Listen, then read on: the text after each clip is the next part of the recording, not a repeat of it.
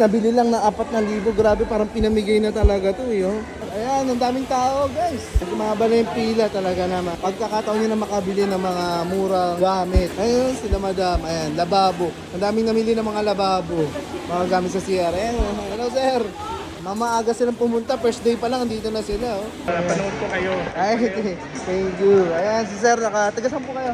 Teka, San Jose, pang CR. Ay, hindi pa pala tapos si sir talaga. Ang pangalan mo sir? Dani. Si Sir Danny, ayan. Hello. Hindi pa tapos, talagang parang uubusin yata yung laman ng warehouse, guys. Ilang table na nabili nyo? Itong center table, saka yung center table na gawa sa salamin ito sa marmol eh. Tapos mattress foam, kanya pala yun, guys. Ayan, oh. Kanya yun lahat. Tapos di pa siya tapos. May nakatabi pa pala siya. Ang bilis eh. Pag yung tinabi mo, pagkalingat mo may ako nawawala na. Mabilisan mo, daming tao ngayon. First day eh. First day, opo. Ayun nga guys, nandito tayo sa RC Builders kung saan may nagaganap na Grand Warehouse Sale. Kaya po, tatakbo siya ng 3 araw. Ngayong araw, 20 po.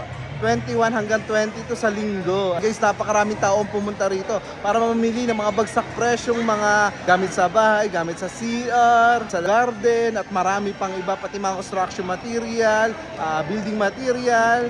Kumpleto po rito, pati mga gamit sa kwarto at marami pang iba. Galing pa sa malalayong lugar yung mga tao. Pero pumunta sila dahil alam nila makakatipid sila rito. Guys, minsan lang mangyari to, kaya pwede pa kayong humabol mula ngayong araw, bukas hanggang sa linggo po. Ayan, no? Gahin natin sila. Pamili tayo ng mga gamit na talaga namang sulit ang pagdayo nyo po rito. Tara, iikot ko pa kayo guys. 749, 149 na lang. Kita nyo, 600 yung nasave nyo. Grabe naman yung binagsak presyo. Yung binili ng tao guys, oh, isang buong bloke na to, sold na po, ayan. Isang buo yan, naka-tape na oh. Pati sopa. Tignan natin yung mga pinamili niya. Tignan mo, mura, 1,000 lang, 319. Kita nyo po yan. Yung sopa na 27,000. Ngayon ay, guys, yung leather na sopa na kulay black, ayan oh, 4,000 na lang. 27,196, nabili lang na 4,000. Grabe, parang pinamigay na talaga to eh, oh. Mga salamin. Ito po yung mga umaabot ng ano to, lagpas 10,000, umaabot ng 15,000 po to yung mga ganito. Pero dito, ano sila, naka warehouse sale, kalahati lang po, may 6,000 lang. 4,000 nga lang yun oh. Oh, kita nyo naman, ang presyo po yan umaabot ng 15,000 po. Ayan, yung mga nagaganda ang mga salamin. Tapos ayan guys, mga chandelier at mga ilaw available dito. Ayan, napakaganda mga ilaw na bagsak presyo. Ayan, may 300 pesos lang oh. Mga napakaganda mga ilaw. Ayan, at dami nyo pa pagpipilian dito sa kanila guys pag pumunta kayo rito. Ayan, mga nagaganda ang mga ilaw.